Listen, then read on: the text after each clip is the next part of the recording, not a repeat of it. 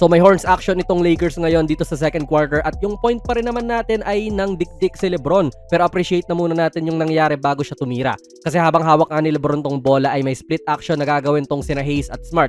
Dito makikita nating lalaruin niya yung screen para malaman kung ano ba ang gagawin ng depensa dyan. Kita natin na sumunod lang si Eason, sabay na natili sa loob si Alpi para maiwasan ang cut nga ni Marcus. Then ang naging effective dito ay habang nagsiscreenplay sa ibabaw si Jax at Lebron, busy po itong defender sa kanan na alalahanin sina Jake at Smart kasi baka play po ito sa kanila. Maganda yan idol dahil nababawasan yung help defense at may iba pa silang inaatupag ngayon. Successfully, nakapasok po si Lebron sa loob at dahil ayaw din pong mag-help ni Amen kasi si Kennard ang kanyang iniiwanan, naging fader na to kay Bron. Hindi ito yung best shot talaga if you ask me kasi contested na tira ito pero this is the playoffs naman eh.